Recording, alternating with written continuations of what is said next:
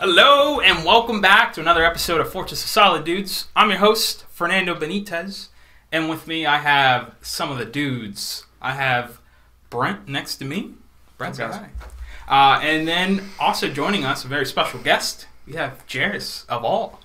How you doing, man? Pretty good.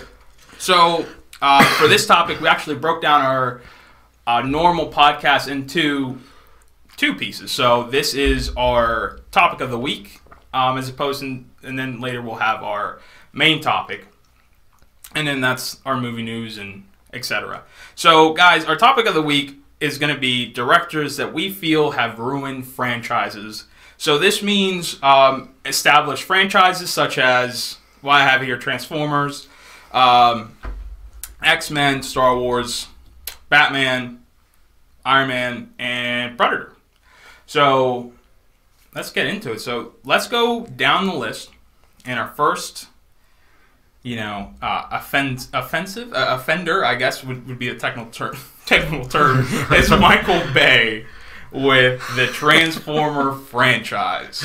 So I actually picked this one because the first Transformer was good, in my opinion. And 2 wasn't that great. 3 was serviceable. And then after that, it just went off the rails.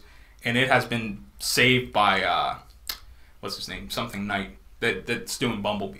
So what do you guys feel about the Transformer franchise? How do you guys feel? And I'll throw it off to Jairus. Oh, I loved the first Transformers movie. Oh, it's so good. I mean, it was a fantastic movie. It was, I feel like something that they have to do in a movie is make you care about the characters. I feel like that gets lost in a lot of movies, and it was. I mean, in the first Transformers movie, you cared about the characters, all of them, and that aspect of those movies wasted away the longer it went. Now, did Michael Bay direct the first one? All of them. All 5 of them, except B. Yeah. See, I didn't know that. Yeah. Which is odd because he did such a good job on the first one, and then it just went away. It was like he just didn't care about character development or storyline anymore and just wanted to blow more stuff up. But I couldn't even... I mean, the last Transformers movies were terrible. Yeah, well, before we keep going, spoiler alert, we are going to spoil all these movies. They've been out for a while, so if you haven't seen any of them, as soon as we say the name, go ahead and skip it, because we are going to go dive deep into these movies, so we could either analyze them or tear them apart or defend them. So I don't think defending is going to happen here, but anyways, but proceed with your Transformer. I'm going to defend. Okay. Just to jump off what Jairus has said, I thought Michael Bay was the perfect guy for Transformers. You got big robots, a lot of CGI, a lot of fighting, a lot of explosions. Michael Bay is right up his alley. I thought that was perfect. That is true. I don't really, the Transformers, the character development, everything, I agree. You need to care about the characters, you need to develop them, you need to give me a reason to be upset about whatever kind of conflict they're in. But, it wasn't Michael Bay that ruined this franchise. What do you think it was? It was Mark Wahlberg. No. I'm just saying. No way. I'm just saying Mark Wahlberg is great in small doses in certain movies, but he plays Mark Wahlberg in every single movie. And I don't care how well you develop his character, I'm never going to care about Mark Wahlberg in a movie like this. So do you think that, at least for me, I love the first one because whenever Megatron grabbed Jazz and ripped him apart, I was like, damn, like Jazz was cool, like. But then it just spiraled down because even before he had Mark Wahlberg, he had the twins in Revenge of the Fallen, where they were just super like black and like they had what's the word I'm looking for? Stereotypical is what I'm looking of like an African American person, and I was like, robots shouldn't have that kind race, of right? It was borderline racist. Even whenever he did the other one with I think it might have been 5 or 6. I can't even remember how many they're up to. 4 maybe, with the Japanese one. Where he's like a Bugatti, but he's it made no sense. Like so even whenever it's not the Mark Wahlberg, it's just individual characters. You have a Bugatti who's a samurai. Bugatti's not from Japan, right? So where is this coming from? But And the first one did. I think B was more of a course correction. And Jairus and I were talking about. He hasn't watched it. I did, but I was kind of giving him a little hint of what they're going for, and it feels like Bumblebee is more like a course correction. It's a reboot, but it kind of gives you nods to the original first Transformers. So do you want all the robots to be stereotypically white then? I guess that's what you're saying. I want robots to be robots. Right. Well, yeah, but then how are you going to connect culturally to it? By not being stereotypical. I don't want Black Panther to be gray. You know what I mean? I attach some kind of culture to your characters. How am I going to care about my characters if I can't relate to any of them? I 100% agree with you on that. I think there's a right way and a wrong way. If your character is every stereotypical character of that race, so the worst stereotypical you could. So, for example, I'm Puerto Rican. If they made a Transformer and all he did was dance and eat rice arroz con habichuela, rice and beans, I'd be like, that's kind of racist. But if it incorporates, the Transformers Puerto Rican has the Puerto Rican background because of this, then that makes more sense. I think it's the way you do it. There's a right way and a wrong way. It's what? Cultural appropriation I think is so. the term for what's going on there? Yeah. I think it's weird that they would culturally appropriate a robot from an alien planet into like a very specific style of culture. Yes. I mean, and this might not be a popular thing to say, but you have the majority and you have the minority, and the majority of people on the planet speak English and are not like hip-hop culture, I mean, maybe that's changing, but to me, I feel like it's popular and it's shown a lot, but it's still not, like, the majority of people on the planet are not into the hip-hop culture. So when they make alien robots be hip-hop centric, that's weird, because that'd be cultural appropriation. If that's the right term, I don't know. I know what you mean. Yeah. But my other thing is, Cybertron is their planet. Why don't we get a culture of the Cybertronians? I think that'd be more in line. Maybe they're really into hip hop then.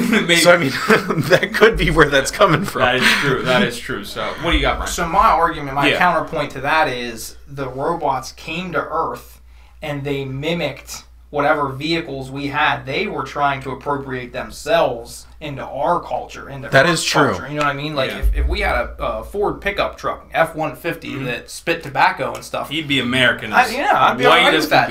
If he was stationed in Alabama, that'd be great. That's how he should act. If he landed in Alabama and he, took on that culture, that'd be great. Like, I don't know. I'm not really. That's true, and where they would take all of that information in from would probably be from technology, and they would take in what is the most popular. So, if that's the reasoning behind it, which it's sound logic, it's probably not, but right. But if that is canon now, guys. It's canon. It is sound logic that more of them should be like that, right? Wherever because if they're exposed to what people are watching on YouTube or people are watching on TV, they should you should have a Big Bang Theory style robot and like a And I guess in the first one, in the first Transformer movie, whenever Optimus bends down to Sam Witwicky and he's talking to him, he doesn't understand him. And then he's like, "Oh, you speak English?" He's like, "Yeah, well, I learned all the information of your planet." That makes sense. I mean, I think, but again, that movie explained, and that's why I love the first one, where there's a reasoning why, for the most part. Right. But at the end of the day, it's an action movie. But that not only is that my bother with majority of the Transformer, like where did Merlin and the sword and Robot Nuts hanging out whenever it just went off the rails? I was like, what is going on? I don't need to look at the nutsack of a giant robot just dangling in front of the dude with a radio. He's like, yeah, well, I'm right behind the ball sack. Like, that's because you don't have the artistic vision of Michael Bay. That's why you don't understand that. Who's next? All right, let's move on. Wait till Bad Boys 3 comes out. Then we'll see. Bad Boys for Life. I just hope there's a giant robot there somewhere. With what you said there about the robot nuts and the guy there, that's like one of those things that's just too... They went for comedy, but it was just it was too silly, and it was like, I can't. It's hard now. I can't take the movie seriously. Right. And the rest of the movie. When you said that, it reminded me of like scenes from Aquaman where it was just like, why did you make that joke? When he like smells himself underwater, like that dude smells himself underwater, and then they had like, I mean, there were just things that they did in the movie where it was like, they were trying to put some comedy into it, and I was like, you can put comedy into a movie without making me lose respect for the movie. Yeah. But you also have to think James Wan, and not to get off topic, James Wan is a very big horror film or like horror director, and I think this is not really up his alley. Even though I was wrong a little bit, I really enjoyed it. I thought it was good too. Yeah. So. But anyways, let's move on to the other thing. My last note to that is I thought Megan Fox was a better main character than Sam Witwer. Yep, I'm leaving it there. And we're moving on to X-Men. And this is X-Men 3, the Last Stand, directed by Brett Ratner. What can we say about this movie? I watched it, but I couldn't tell you a single scene from that movie. It is like the opposite of memorable. Because I know I've watched it, and I've probably watched it 2 or 3 times, and I can't tell you a single thing about the movie. I feel like they crammed too much into this. So they crammed in the Phoenix Force. They crammed in the Brotherhood of the Mutants. They crammed in the cure for the mutants, all into one movie, and then shipped it off. And I was like, this movie's done. This movie's done. And I understand whenever they basically twisted... what's the director from the first two? Oh my god. I don't remember. Pulled up IMDb. All right. Brian Singer. Thank you. Thank you. That's our cameraman. Brian Singer directed the first two, and then they basically twisted his arm and like, here's 3. He wasn't comfortable with it, and they were like, you either pick Superman or you pick X-Men. He decided to go with Superman. The Superman Returns with Henry Cavill? No, the other one. The other guy, terrible one. Brandon Fraser or whatever. Brendan Fraser's Superman I would watch that because it would be a train wreck. He's the guy from the Mummy. That's right. He's Adam from Ralph. That's it. Thank you, man. What was This guy. You want to run the show? I'm sure. I blank out all the time, but I'm pretty sure. There's something. Lack of sleep or something. But yes, I think they crammed in too much. They twisted his arm. There was not enough time for pre-production, and Brett Ratner rose to the occasion, said, I can make this happen. Fox gave him the money. Here it is. Start shooting. And we got the turd that we got. So again, though, that doesn't really seem like that's the director's fault. That's the studio pushing too much onto somebody. I mean, the same kind of failure could be said about Spider-Man 3.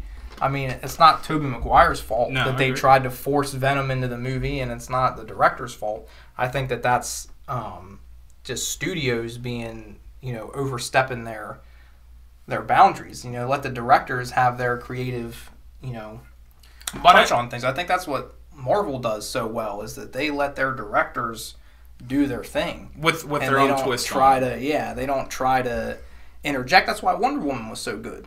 Who directed Wonder Woman? Was her name? Patty Jenkins. Yeah. Hey, I got it. Didn't blank out this time. They said, Wonder Woman's yours, and that's it. You do what you want to do with it. And she made a Wonder Woman movie that she thought that female audiences would really relate to, and that male audiences would enjoy. Mm-hmm. And it was thoroughly enjoyable. Yeah, and they didn't bother her. So I think the storytelling in it was really well done. And like you said, they tried to put too much into X-Men 3. Right. I feel like that's something that they really stayed away from in Wonder Woman, because it had a cohesive storyline, and then it makes it really easy on the director to be able to do character development and storytelling, because you don't have to worry about 20 different aspects and try to cram it into 2 hours. But is it... I wish... This movie probably would have been infinitely better had they picked one. Because I feel like, again, they have 3 massive storylines of the Brotherhood, the Cure, and what was the other thing that I said? The Phoenix Force. The Phoenix Force. So I think had they picked one, they would have been perfectly fine. I think that the Cure would have been a compelling story. Well, that's how I feel about, not to bring it back to Aquaman again, but that's exactly why I didn't like Aquaman, because they put 3 storylines in it, right? They did the battle with Orn Yes, Ocean Master. Kind of like the Throne for Atlantis. They did Black Mana, and they did the Deep, the trench, Yes. the trench people. Okay. Those are 3 different story arcs from the comic books. And, I mean, if you really want to talk about it, they tried to do his origin story also, and him becoming King of Atlantis. So it's almost like 5 storylines wrapped into one movie. I actually never really thought of it. I know you're a big fan of Aquaman, and I'm glad you because I had never really thought of it that way. I've seen the like the Throne for Atlantis like animated movie and all that stuff, Right? And I was like, oh, that's pretty cool. Like I've seen the panel where he's like, I am your king now, and whenever they fight Darkseid and he summons the great white sharks to eat the parademons out of the sky. I was like, oh, that's sick. And that's all from New 52. So if you guys haven't seen it or read it, watch it or read it. But yeah, I completely agree. I think it is a matter of just adding too many storylines to one story, and it waters it down. So, is there anything else you guys want to talk about? X-Men, hit it there. Do you feel like the course correction that the X-Men First Class? Do you think that was more of an inline? They're taking their time more, I think, with this storyline than they did, with that one. The Days of Future Past was its own movie and its own thing, and incorporated everything into it. And I think that the track that they're on now is significantly better than. I didn't really know, because like you said, there were so many stories in the third one. I didn't know what the build-up was for. Was the build-up for this one thing, or was the build-up for 50 different events taking place at the same time? Yeah, because Jairus, I don't know. Which one would you have preferred out of those 3 storylines? The Cure, the Brotherhood, or the Phoenix Force? Because they're all, not the Cure as much, but they're all pretty significant story arcs. Which one would you have? The Brotherhood. The Brotherhood? The Brotherhood. Okay, for the third one. That's pretty interesting. Yeah, when they try to when they do put everything together like that, and I'm not a big X-Men comic fan. I've read some X-Men comic books mostly when I was little, but I don't know what the stories were in the comics. I think they forget, like these big studios, they think they know better, but it's like you already have proof of what will work and what is popular because it was popular in the comic books. Like if that series worked really well, that story worked really well, people related to it, they cared about it. You have a blueprint for a movie already that you can just follow, and that's. You don't even have. That's like how Marvel's done it. That they have made these movies, and they're like, "Oh, it's a guaranteed blockbuster because we'll just do what they did in the comics," and they've stayed really true to that. And I feel like in some of these other ones, they either before, like with X-Men or like DC does, they go, "Oh well, if we change this, we think this is going to be better." It's like you're way too overconfident about your storytelling ability because you're willing to take a story that was already successful and flush it for what you think is going to work better. And you've already proven with the comic book story that the fans love it and enjoy it. So I don't know why they do that. Or try to roll a whole bunch of storylines into one, because then you destroy what was good about the story in each storyline. Yeah. I think it also affects the longevity of the movies, because you could easily X-Men could have got 3 movies out of it. X-Men 3 could have been 3, 4, and 5. Yeah. But also, I think you did say it. You can change the movie to a certain extent. Sure. Yeah. I.e. or EA. I don't know. I've told you. I'm example. Example. I wasn't joking when I said I'm borderline illiterate. The Civil War. Civil War was Marvel did their own twist on Civil War. It literally played nothing like the comic, except that they fought, and even that was like super watered down. Because there was infinite amount of deaths in the like Goliath died, and I didn't like Civil War.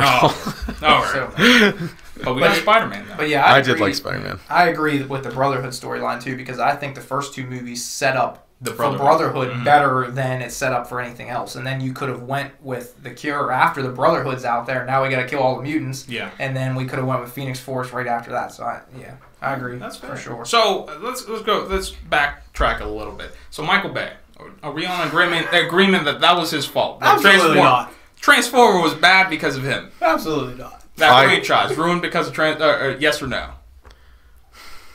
But he built it. Built it. That's the thing is that I think he ruined it at the end, but he built it, so it was his to destroy if he wanted to. That's fine. If he wants to just blow stuff up at the end and like make the movies not good, it's totally his choice because he made it what it is. I wanted to get you guys' opinion. So, Brett Ratner, X-Men, destroyed it? Yes or no? His fault? Studio destroyed it. Not his fault. Okay. All right. So now we're moving on to Rian Johnson with Star Wars Episode 8.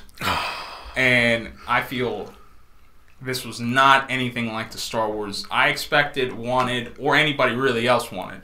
So we get a complete 180 on almost every single character for me. Again, this is coming from my opinion. This is not fact. I'm sure somebody out there absolutely loves it, feels like it's a masterpiece, and good for you. Like, I'm happy, I guess. Personally, the way they changed Luke Skywalker's character, the whole half-hour bar scene or where they're gambling, the fact that, and it doesn't even go back to Rian Johnson, this goes even back to J.J. Abrams, the fact that now anybody could wield a lightsaber. I remember back in the first original ones, Luke had to do intense training with a lightsaber. Finn now just grabs it. Anyway, right. now the importance of a lightsaber is completely tossed. Whenever was it? Yeah, it was whenever he was in the cave. Luke was in the cave. I think it was Empire Strikes Back, and he just cuts off the arm of that giant ass snow monster. The Wampa or whatever it was. Is that what it is? Maybe. Yeah, the snow monster thing. The Bigfoot of the snow guy. Yeah, thank you. The Yeti. Now they just slice, and it just leaves a scar, maybe a burn. Right. When did that change? That was one of my biggest things because in all of the other Star Wars movies, somebody gets touched with a lightsaber, limbs are flying off every time. I mean, people didn't just get scratched by it because it's like unbelievably high-powered laser that just goes right through stuff. You know, like the only time that it did anything like that scratch was when Obi-Wan sticks it through, 4 blast doors and starts melting it open. That's the only time it took time to do anything. With the exception of that, lightsabers go through everything instantly. So when people are getting scratched with them, and Finn is a swordsman all of a sudden with a lightsaber for the first time when he's picked it up, it's like, come on. But again, it doesn't only go back to Rian Johnson. It also goes back to J.J. Abrams, like I said before. Maybe it's just Disney, because this happened right after Disney did the purchase. Could it be that Disney just doesn't get the Star Wars franchise as a whole? You think they just misunderstand and they're like, all right, well, now we have this, we need to kid it down. Because, dude, whenever Anakin just decapitates what's his name? The Duke in the it was the third one. Oh, I hate the first 3 movies. I know. I mean, episodes 1, 2, and 3. Yeah, but anyways, he straight decapitates. I mean, you see the head rolling. Right, I remember that. I can't remember who it was. Again, though. It's just Tom. Thank you. Dude, oh yeah. Just jump in. Count Dooku. Thank you. He just straight scissors his head off. But again, I feel like we're nitpicking on just a sword and the aspect of that. But story wise, do we think that the whole movie, now that they set up this mystery for Rey, and then in the first one and then the third one, they're just like, she's a nobody. Like, essentially, like, we never got any story. The stories that they set up in the first one were not even explored in the second one. And I don't know. I did not enjoy it. I personally did not enjoy it. The arc that there were certain things in that movie that took me. This is something that I hate more than anything when you have these blockbuster movies. You have all of these people that are dedicated to making this movie good. How can they watch it and edit it and go through this movie? And you have parts of this movie that you see it and it immediately pulls you out. Like, you're in that universe and all of a sudden you're like, oh. Like, it pulls you out of that universe and it makes you feel like that shouldn't be there. How do they watch these movies and that happens? Because, like, when they were at the casino, I was like, what is this? It doesn't feel like part of the Star Wars universe. It was just something going on, and I was like, why is this in here? And this is small, but I think this might be the part that I hate the most, is when they were in the throne room with Snoke, and right when they go to fight, all the red guards strike poses. Yeah. They struck poses, and I was like, "What was that?" And then they all that made no sense whatsoever. I was like, was it supposed to look cool? Because it didn't. It looked retarded. Like it pulled me out of the movie so hard that I had a really hard time even like paying attention to what was happening in that scene. And then, I mean, a long time ago, I watched this YouTube video where this guy showed all the mistakes in that scene where weapons disappear or this guy runs up and then falls backwards even though he didn't get hit because they're supposed to be fighting all these people at once. And I was like, well, maybe I subconsciously saw those things, and that's why I thought that entire fight scene was retarded. Like, that whole section of that movie, starting with the striking of the poses, just... through as soon as... Yeah. I thought it was going to be a lot cooler. What did you think? I think that you know, that's sort of a you can't see the forest for the trees kind of thing. I think that once they get so entrenched in a project, it doesn't matter how many great minds they have working on it. They get so deep in it and so focused on doing one thing that they start to lose touch with making it a fun movie for the fans. And I think that scene that you were talking about, you know, I know the original episodes 4, 5, and 6 are just treasured by the fans. But they're 90s movies, so they are a little cheesy. Like, the CGI is not quite up to par, and the movies are a little cheesy. So I think that those kind of scenes are them trying to harken back to capture the nostalgic cheesiness from the original ones, and it gets lost on the fans because we sort of moved past that. Right. You know what I mean? Yeah, I see what you're saying with that.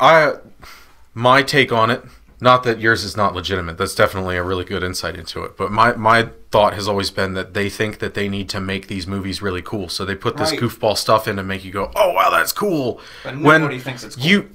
You like Star Wars, it's already cool. Right. Like, as long as you're telling the story, you don't have to throw extra things in to try to make it neat. So, because it already is. It is, and that's the thing. Like, Star Wars is already cool. Like, Knights in the Galaxy. Like, how many? They should just look at sales of lightsabers. How many lightsaber replicas have been sold, and people are still buying them. People still think lightsabers are cool. You could put a lightsaber in a movie. That's cool. You don't have to do anything new with it. No, it's still cool. It hasn't lost its appeal. You know, you don't have to reinvent the wheel because the wheel still works. But here's what upsets me, and this seemed very, now that you mentioned lightsabers in character, when Luke, not Leia, Jesus Christ, Rey gives Luke the lightsaber, and he's like, what? No, that's so out of character. Right, when she hands him the lightsaber at the end of Force Awakens. Force Awakens. I teared up. Beginning of the next movie, pissed off. What is this? Him milking that giant thing? There was just so many questionable... Leia's, like, force pull? I was like, who gave money to this clown? The crazy thing, though, to me is... Because I'm not as big a Star Wars fan as you guys are. The crazy thing to me is Mark Hamill... He liked all this. When he after the filming, he came out and said, like, oh, this is absolutely true, Luke's character, and this, that, and the other thing. So, who's right? Is it the fans? The actors? The writers? I haven't watched enough on Luke. I've heard that or Mark Hamill. Yeah. I heard that I did hear a lot about that he agreed with it because he said, you know, if these things had happened to him, this would be what his character had become. Like, it's easily explainable. Right. Like, that's the type of person he would end up being. But I've also heard that if you watch interviews and stuff, he like repeatedly says how much he didn't agree with it. So I honestly don't know which one is true because I haven't personally seen that stuff, but I've heard it both ways. So do you think that Mark Hamill believed in the character that he was portraying? Because as an actor, that's your job. Your job is to interpret the character and then put on a good performance. Right. Do you think he was doing that, and then after the fan backlash came out, Mark Hamill sort of backed off and was like, oh, no, this director, they did a terrible job, and, you know, I didn't want Luke to be like this at all. I don't know. You're Mark Hamill. You're pretty big. Right. If you wanted Luke to be something different than what, you know, you got, I feel like you probably have enough pull that you could have been like... sway the character a little bit. Let me do this instead of whatever you have. Right. Because if he had been standoffish towards training her and that kind of thing, they could have had the same storyline, but he could have had a different attitude towards it, and they wouldn't have to change the storyline. You're right about that. So, I mean, it's definitely something to consider, but... I I mean, I felt like whenever he has his fake battle with Kylo Ren, God, I loved it. Like, because it was like Luke was fighting again. amazing, you know, and it was like, this is the Luke, like, he's a powerful Jedi now, and he can do all this stuff, and Kylo Ren's supposed to be powerful, but Luke, like, just owns him. And then you find out that it's fake, but it was still, like, that was the redeeming part for me, was because, like, Luke was a hero at the end. My favorite scene was whenever he shows up out of nowhere, and then it's, obviously, you're like, oh, he's a ghost, he's a Force ghost, and he kisses Leia, and then he just goes out to battle, and I was like, my heart broke on there, but... So, what are we chucking this up? Was it studio? Was it director's fault? That's difficult. I'm gonna say director. I do think it was the director's fault. He had a lot of control over a lot of things that were probably in that movie where he could have been like, no. I think there were a lot of things that were included that he could have put his foot down and said, I don't want to ruin this movie. It's going to ruin the movie. So, and it just kept it in anyway. Not that the movie was completely ruined. I still think the movie was decent. But it was serviceable. Yeah, it wasn't the Star Wars that because I've never had Han Solo, Rogue One. I love Rogue One. People didn't like it, but as soon as Darth Vader comes into the sick. Oh, that was wild. That was scary. That was great. That was scary. Yeah. But again, for me, it's gonna be the director because he loves tweeting and saying that people are crybabies about the movie. Just own it. Like, if it wasn't a good movie and a majority of people are saying, hey, it wasn't a good movie, you know what? Maybe it wasn't the vision everybody else had. Sorry, This was my vision, but don't be like going, oh, you got a bunch of crybabies. That's the only reason. But anyway. Well, I feel like he recognizes the fact that it wasn't a good movie because he's getting defensive. And if he's getting defensive, like if he knew that it was a great movie and he knew that he did his best and it was everything that it could be, I feel like he would just ignore it. But the fact that he entertains this argument all the time is a surefire sign that he knows that he screwed up. I don't like it. It's not. He ruined my Star Wars. Yeah. Anyways, let's go to next person. Joel Schumacher and Batman and Robin. Boys, I can't say anything wrong about this movie. This was suggested by Matt. This is the first Batman movie I've ever watched as a child. And it was the corniest, cheesiest thing that I was like, Batman is so cool. And I have it under here. Batman and Robin was the nipple suit Batman, right? Suit, yeah. No, that was the next one, wasn't it? No, I thought it was Batman and Robin with the nipple suits. Yeah. Is it? Yeah. The nipple suits? I thought the nipple suit one was the Arnold Schwarzenegger one with Mr. Freeze. It is. It's the same one, the Joel Schumacher one. So what's the one with Two-Face and Riddler? That's like Batman Forever, Batman... Is it Batman Forever? I think it's Batman Forever. Yeah, it's Batman Forever because it was green with the... Okay. With the question mark. Yes. Yeah, okay. So this is the one where like... Well, then that third one is ruined. Absolutely ruined. Oh, you think so? Absolutely. The one with Riddler and Two-Face, Robin's first appearance was cool. It depends how you look at this one. Because the second one was a legitimate Batman superhero movie. Yes. And then this one was an Adam West 1950s, like, super goofy, ridiculous, over-the-top Batman. You didn't like the Batman credit card? The Batman credit card when he wagers on her, absolutely not. Absolutely. The nipples in the suit, absolutely not. I'm going to be Mr. Freeze busting in the door saying, you need to cool off. I'm going to be 100% honest with you guys. I feel like that was a throwback to... I just got to mention this real quick. At that part, I feel like they did that intentionally because Arnold sticks a dude to the wall in the first Predator with a Bowie knife and says, stick around. Yeah. So I felt like him coming in and saying cool off I thought that was a direct throwback to Predator. When I saw that, I was like, that's got to be why they did it. That it has to be. Just Arnold's ice pun one-liners for the whole movie. Ooh, there were so many ice puns, though. Right. Like, Arnold. I'll be honest. He wrote all those. Listen, he did not write that. He's not that clever. I'll be honest with you guys. I haven't watched this movie since I was a child. I don't want it ruined for me. Like, so, whenever you watch a movie and you're like, as a child, you're like, oh my God, this thing is the best movie I've ever seen. And then that's what it sticks in your mind. And forever, it is the best movie. And then... They had ice skates. They had Batman ice skates. Whenever they're on the floor and they're like, and then the ice comes. They played hockey. It was awesome. I'm in, man. Whenever the rocket shoots off and then they use the doors like boards. Oh yeah.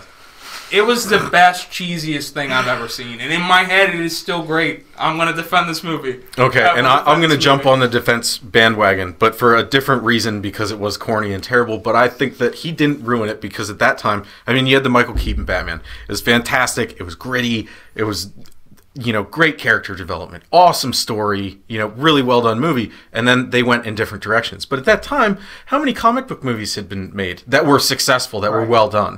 Mm-hmm. I mean, you had like the old Superman movies, but we were entering an era where you had all kinds of technology and ability to start to do new and interesting things in movies. So they branched off and took a different route. But I feel like it was a legitimate test to see if that would work, if people would enjoy that. And so I don't think it was necessarily ruined at all, because it was, it was uncharted territory as far as I'm concerned. I agree. The bat nips were a little extra. The whole they were extra. I don't know who they showed their butt and then all this stuff. But how could they not get rid of the nipples though? Who looked at? I mean, a lot of this goes back to what we were talking about earlier. Maybe it's too force for the trees kind of thing. Like everybody looked at it, thought it was so cool, and they didn't realize that the nipples were so pronounced. But I feel like if 50 people looked at that, and not one person went, "Wow, those nipples are super prominent." But it was like the 90s, that's weird. Though. Yeah. Like your comic, your fucking Captain America. He's like how does your nipple show through this latex thing? How perfect does your suit have to fit you that your erect nipples slide into the rubber holsters that have been fashioned onto the suit? Who put that together? Whenever Batman was designing that, do you think that Alfred was like, are your nipples that hard all the time that you have to put them... All right, I've got a justification theory. Maybe they put the extra nipple plastic on because your nipples are sensitive, so they needed a little more impact resistance in case he gets shot in the nipple, because it could be distracting in battle. Are the nipples so maybe they're material? Functional. Are they that could material? The suit's rubber, and then the nipples are like Kevlar. Right. So it's impact dispersion, so that he doesn't get distracted by nipple pain whenever he's fighting bad guys. I just hope it's like Katy Perry and just like... it's like fireworks. If something came out of nipples. Unreal. Alright, so guys, I'm gonna defend this. It was a good comedy. It was, I guess. It's not a good action movie. I'm never gonna watch it again because I want it ruined for me. So I'm not even gonna say it was ruined by the director, but you think it was ruined by the director? I know. It was just ruined from the ground up. Okay. Everybody that was in it ruined it. Everybody that wrote for it ruined it, edited it, directed it, produced it. All right, that's fine. I'm gonna defend this. This thing is a masterpiece. So next, I wouldn't go that far. It is a masterpiece. To each their own. In my 10-year-old mind. So our last person is gonna be Shane Black. Iron Man 3, Predators. So I have to ask you guys a question. Double offender. What's up? Did he write Iron Man 3 or did he direct it? He directed it. I think somebody just gave him So one. Somebody else made the decision to make the Mandarin a drunk dude from England. But you also have to think that every movie that Shane Black directs for some reason is a goddamn Christmas movie. And Iron Man 3 took place during Christmas. So he had a hand in it. So maybe he wrote it. Maybe he had some sort of writing credit in it. Whoever made the decision to make the Mandarin not be what the Mandarin is in the comic books ruined that movie. The acting was fine. The editing was fine. There wasn't anything cheesy or stupid in it. The only shitty thing about that entire movie was when you found out the Mandarin was an alcoholic and he ate pizza. Yes. What is it, Trevor Slattery or Trevor Lottery or something like that? That's the only thing that was ruined about it. You took Iron Man's best villain and made him a joke. I guess. But I mean, the argument could be made that 2 wasn't that very good. I mean, I said not that very good. Is that double negative? But anyways, Jairus, you yourself have built this Iron Man gauntlet. Obviously you are a big Iron Man fan. What's your feelings on Iron Man 3? I didn't like it. Okay. It's one of those movies where I know I've watched it a couple times, but I don't have any memories of it. Yeah, I just don't remember very much of the movie. Was that the one that the guy swung the electric? That was 2. That was 2. All right, see, I remember something from 2, but 3 is the one where at the last I know battle, they screwed up Mandarin, and that was terrible. but I can't remember what else happened in that What movie. was the Oh wait, is that where he pulls in all the Iron Man Yes, suits? There's and like it destroys them. Sick. No. yeah. No, I don't want... Listen. Okay, let me go back to this. Every Iron Man iteration has been iconic in some sort of way because he shows it. Like, Tony Stark has this brilliant mind where he can make infinite amounts of suits and they all have a character. We didn't see any of that character. We know Iron Man 1, whenever he gets... the cave scene, that is a character itself. 2, whenever it's all slick and he's like, all right, we're taking it off for a flight, Jarvis. He's like, nothing's been tested. He's like, nah, man, we got to learn how to run before we can walk. Like, they all have their characters. Like, the Mark III itself gets shot from the sky, pulls up this rocket launcher, and just shoots the tank. That is by far the most iconic moment in my head. Like, that, the Avengers Roundabout, and Thanos' Snap are my top 3. If you're like Iron or Marvel, what do you remember? Those 3 are going to be... When I talk to people about this, I meet people all the time, and my friends will tell them I'm a YouTuber or whatever. And they'll be like, oh, what do you make? And I have to give them examples. It's kind of hard to explain because it's weird stuff. So I give them a couple examples, usually this one and that one. Mm-hmm. And they're like, oh, the Iron Man rocket launcher, what's that? And I'm like, you remember the first... You've seen Iron Man, right? And everyone always says yes because everyone has seen that movie. I don't think I've ever met anybody that hasn't seen it. And I'm like, you know when he gets shot out of the sky, crawls out of the crater, stands up and shoots that tank with the little tiny rocket out of his arm? Sick. I was like, and they're like, oh yeah, this is like a great scene in the movie. Like, people always remember that scene. And I can't remember a scene from Iron Man 3. Not a single one. But that's what I'm saying. I mean, that scene is ingrained in probably every single American's memory for like the rest of their life. Like, it's classic. There's no memorable thing from Iron Man 3. Dude, when I came out of Iron Man 1 as a kid, you know what I looked at my cousin, I'm like, yeah, I can fly. There was like so many things. Are we ready to run? No, we're not. Well, we got to learn how to run before we can walk. There was just so many lines, so many... What can I remember out of Iron Man 3? He blew up all his suits. 2 is significantly less memorable than 3. The ending fight scene when he has the armor pieces flying and grabbing his wrists when he's fighting the dude, and every single piece of scrap that he can get a hold of is coming to him, puts his foot in the boot and just does one jet kick to the guy's face. That whole ending fight scene where he utilizes literally every piece of Iron Man technology he has ever made is sick. And then at the end of the movie, whenever it's all gone, and he looks at Pepper and he's like, I'm done with this. Yeah, he chucks his thing, and then Avengers 2, he's back. He's back. Age of Ultron. But I feel like the way his armor were built in this one, the durability of the first one, taking a tank hit from his Mark III, even 2, whenever it fell through the house, they were just getting torn apart like they were paper. They were just models. They were just shells. Just him tinkering with stuff. But he used them, didn't he? Not in combat. Not in the field of combat. I don't know how I feel. The one thing I didn't like about 3, the thing that bothers me about that movie the most is when you have a big gun, you use it. Mm-hmm. You know? You stop a conflict before it starts. Like, he had all these suits. Maybe they weren't finished. Is it possible that every single suit wasn't finished until that end scene when he calls them all in? Because, like, if he had a conflict and he's not using what he's got, why wouldn't he? I mean, I know you get a better story that way, but when he calls them all at the end, it's like, why didn't he just, like, use some of these earlier? But if you, it didn't make sense to me. Before even that, why would you let a known terrorist know your address? You want to find me? Find me at blah, blah, blah, blah, blah, blah, blah. Blow me up. And then he just... That's how he is. That's how... Dude, the first movie.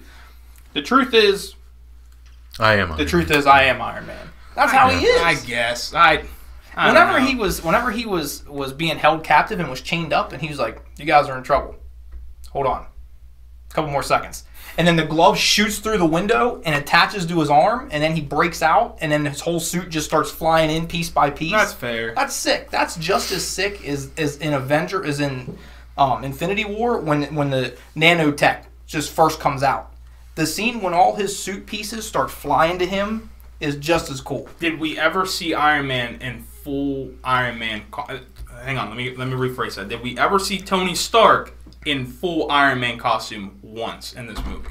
Yeah. That scene that I was just telling you about, when all his pieces start flying. Are you sure? He just gets the glove. I'm pretty sure he gets pieces. Oh, you're right. He does just get the glove because he goes out and he's just repulsor. But that's whenever he's like, see, that's what I'm saying. It's not memorable. Because tell me what happened in the second one. In the second one, yeah, go ahead. Hang on, Rhodey steals the Iron Man suit, and then they go off, and then you have a villain that worked with his dad, and then now he becomes Whiplash. And then, but that was so iconic. Some scenes. The Justin Hammer dance scene. It's so good. Like, no, all right, guys. The camera guy's shaking. All right, you know what? What about the briefcase suit? And, like racing in the car, and the guy comes out and he chops the car in half with his little electric whip thing, and it's like, that was like, oh, he's done. Like, there's no way he's gonna, because he's racing a racing car, and the guy just chopped the car in half. If he gets touched by it, he's killed. Like, that's fine until they check the wrong bag at the airport, and then your Iron Man briefcase suit's gone. But in the third one, I can snap my fingers, and then the glove will fly right to me. But it never worked. That's like why I stopped reading Batman comic books, though. Once you cross that line where you go into the super unrealistic, it's when it starts to bother me. Because like Batman in the comic books got to the point where he was just so unbeatable because he could foresee everything that happened. So even like when it seemed like he was going to be beaten by someone, all of a sudden he had this plan that he had developed a couple months ago, and it's like, well, if you knew that, then why didn't you just do this and avoid that situation? Shark repellent. You know, all those battles. Things start just getting way too unrealistic, and I felt like it started to do that in Iron Man 3. So let's go real I mean, the first Iron Man is incredibly unrealistic. I agree. Like, it doesn't matter. CGI even holds up 10 years later. But it's still... Right, but I mean, like, the technology that he has in the first Iron Man is just unbelievably unrealistic. But Iron Man is not unrealistic. Believable though. Right, it's in that realm where you can accept it, even though it could never happen. I accepted it. I still believe it. I don't. So let's move on to another movie that Shane Black has, and this is Predators. I didn't really care for it. I liked it. Does it seem like I was listening to the Weekly Planet, and they made the exact same thing. They were giving their awards of the year, and they're like, worst movie of the year, and it was Predator every time. They're like, it just seems like Shane Black, like you give him fists, he'll give you kiss kiss bang bang, and it's a phenomenal movie. But you give him a laser, and this man does not know how to make a movie with lasers. I was like, that's a fair argument. Predators was not a very good movie. It was, granted, the first one was good. The second one, they just kind of started watering down. So this might not even be the fact that Shane Black has made a bad Predator movie, but it's the fact that they've already been going on a steady decline. Did you guys watch Predators? What did you think? I did. I liked it. Okay. Did you like the end scene where he suits up as a Predator? Okay, no, but I liked the ending of the movie. Okay. And we are allowed to say all the spoilers we want, right? Just go ahead. So when the Predator says, I'm going to take the, whatever the dude's name is, because he's the best warrior among you. Mm-hmm. And it ends up being the guy's kid, because the kid's brilliant. But he's autistic. Right, but he's brilliant, which was cool to me, because it was like, oh, like, Predators know, like, even though they're incredible at fighting, they know that, like, the next thing that they need for their evolution is to become hyper-intelligent. So they wanted to choose that kid. I thought that was really cool, because I didn't see it coming. I was like, yeah, this guy, his dad's like a total badass, because he used to be special forces, or, kind of still is. I was like, this is awesome. Yeah. And then when it was his kid, I was like, that's even cooler. Like, what a great idea. But the movie was not like other Predator movies. Mm-hmm. Obviously, the first two were supposed to be super, shocking and gritty and lots of gore. And I mean, they have their own thing. And I really enjoyed them. But this was definitely a departure from that, because it was just supposed to be a fun movie. I felt like, there wasn't anything that really shocked you at all. But it was just fun, and I think, what is it, Key or Peele? I think it's Key. It's Keegan. I can't ever remember which one is which. Keegan Michael Key. That's. This is one of those situations. Normally, I don't agree with throwing comedy into an action movie, but he was hysterical. He's always funny. He is so good. He's so good. He's like, I feel like you could pretty much put him in any movie, and he'd be able to pull it off. He was really great in that movie, and I felt like they had a lot of good interaction with the team and everything. It was just, I thoroughly enjoyed the movie. So, the whole thing. The reason why I have this one was because the Adrian Brody movie came out, 3-4 years ago. I actually enjoyed that one more than this one.